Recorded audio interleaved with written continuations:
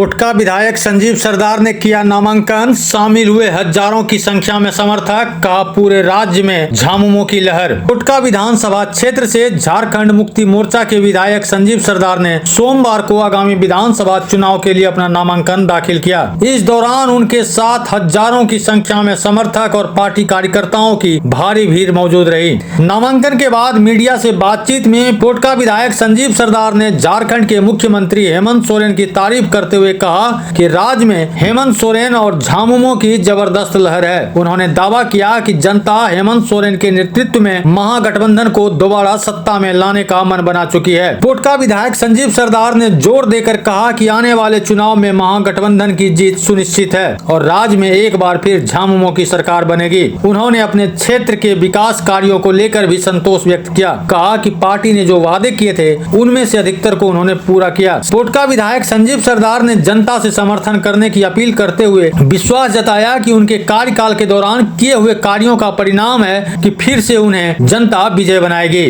ये है इस 5 साल में लगभग 2 साल कोरोना कोविड काल रहा, जिससे बाधित हुआ है विकासीय काम। उसके बाद लगभग 2-2.5 साल में जो भी काम हुआ है, और इसे हमें नहीं लगता है कि झारखंड के इतिहास में पहली बार, चाहे राज्य स्तरीय हो चाहे हमारा विधानसभा स्तरीय हो, कोई विकास की काम हुआ होगा।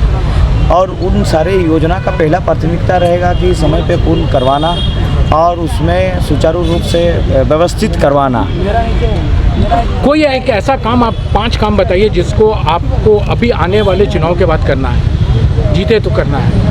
ठीक है, पहला जो है हमारा क्षेत्र में पहला कैसे लोगों को सरकारी योजनाओं को पाने के लिए सहूलियत हो, और उसके साथ साथ जो कि शिक्षा क्षेत्र में और जागरूक करना है कि ताकि हमारे लोग आने वाला पीढ़ी और बेहतर शिक्षा लें। और साथ ही साथ स्वास्थ्य से भी कोई कैसा है सजग नहीं होते हैं हमारे क्षेत्र में, और उसको भी सजग करना है ताकि कोई कैसे बीमारी की फैल जाता है कि जो जानकारी नहीं पाता। और साथ ही हमारा क्षेत्र में आदिम जनजाति की लोग रहते हैं और उनको सरकार की मदद तो पहुंच रहा है, आवास बनी रहा है, और बेहतर उनको कैसे सामाजिक में जोड़ा जाए, समाज स्तर से लाया जाए, उसके लिए प्रयास करें। सबसे ज़्यादा घोटाला अगर देखा जाए झारखंड में तो पुटका में ही हो रहा है, उसके रोकथाम के लिए कोई योजना बनाएंगे? बताते हैं पुटका में कौन सा योजना का हुआ है इस 5 साल के दौरान।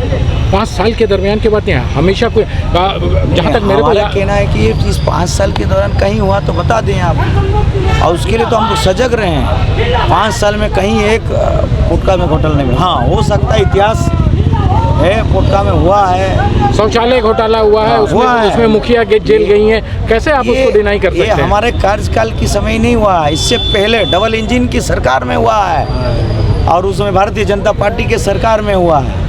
हमारा इस कार्यकाल में गठबंधन की सरकार के कार्यकाल में पुटका में एक भी उठा के दिखा दें कहीं घोटाला हुआ है तो।